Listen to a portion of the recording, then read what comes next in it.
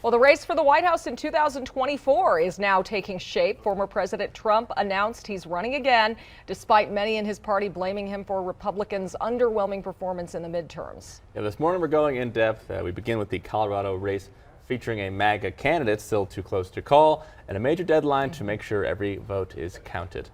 First, here's a look at where the race for District 3 with Boebert and Adam Frisch currently stands. Boebert still has that 1,100 vote lead, which is 0.34%, below that 0.5% threshold. Frisch is in D.C. for congressional orientation, which is common when a race is too close to call. But today is the deadline for certain Colorado ballots, and this last batch could actually be the deciding factor in a race this close. Yeah, Denver 7's Veronica Acosta is live to explain where these votes are coming from.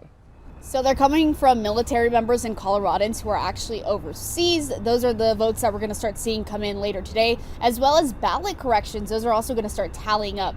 So basically what this means is by the end of the day today, we should see some sort of change in the races across our state. Like you mentioned, the Congressional District 3 race, that's against Boebert and Frisch, still too close to call, of course. And this process is another one of the many ways that are put in place to make sure that every single vote is counted.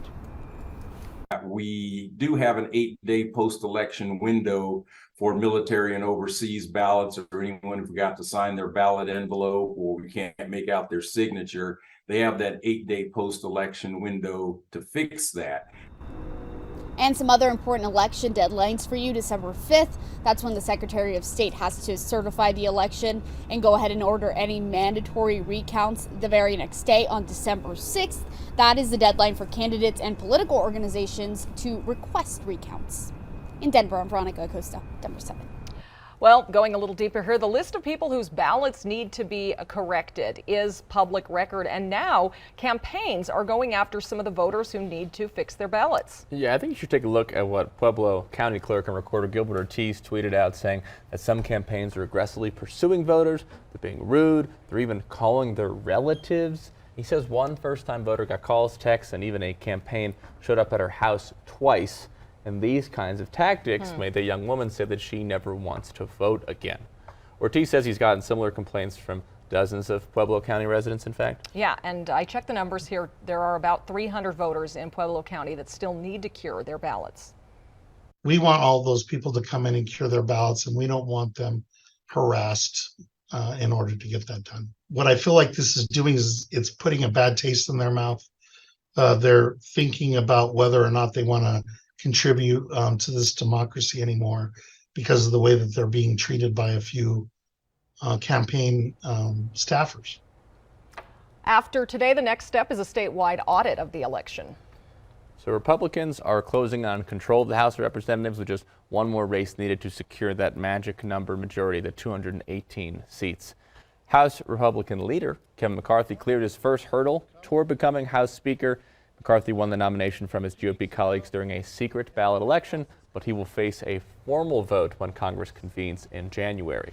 Well, former President Trump is getting a jump on any possible challengers for the White House. He made it official last night. He is running for a third time for the 2024 race. Here's ABC's Morgan Norwood. America's comeback starts right now. This morning, former President Donald Trump gearing up for a third run for the White House. In order to make America great and glorious again, I am tonight announcing my candidacy for President of the United States. The announcement comes under the cloud of a worse-than-expected show in the midterm elections by Trump-backed candidates, with some Republican voices blaming Trump and shrugging off his bid for 2024. Republican Senator Mitt Romney not mincing words, calling Trump an albatross within the Republican Party. This now third presidential run is widely considered a test of Republican loyalty and whether Trump's iron grasp on the GOP still holds strong amid multiple criminal and civil investigations, some of which his aides believe he may be shielded from given his run for the White House. There are no special protections for the former president. It does, though, complicate the optics of those investigations. For now, those investigations and the president's 2024 run is moving forward. President Joe Biden seemingly teeing up for a rematch, tweeting this campaign-style video from his personal account with the caption, "Donald Trump failed America." Now, during Trump's speech, he did mention the 2020 election, but stopped short of claiming that the election was stolen, instead going on to say that he wants to restore voting integrity and that he's confident he'll be back in the White House. I'm Morgan Norwood, ABC News, Palm Beach, Florida. Thank you, Morgan. And Trump's former Vice President Mike Pence is also considering a run for president in 2024. He was live yesterday morning right here on Denver 7 News at 11, telling our Jason Greenhour he believes voters will have better choices in the days ahead. He wouldn't commit to a presidential run, but didn't exactly praise President Trump's either. Is he really just in the best interest of the Republican Party or the American people? Well, Jason, I think that'll be up to the American people, and particularly to Republican primary voters, to determine what role, if any, the president has in the future of our party and our nation. And I trust Republican primary voters. Pence is making media rounds promoting his new book, So Help Me God, which released yesterday. And you can see Jason's full interview with the former vice president right now on Denver7.com.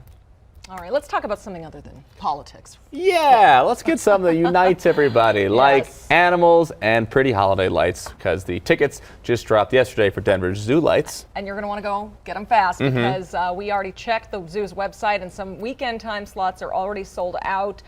During Zoo Lights, the zoo is covered in 2 million lights. You can check it out starting December 3rd, and for the first time ever, it will run through January 15th because this event is so popular.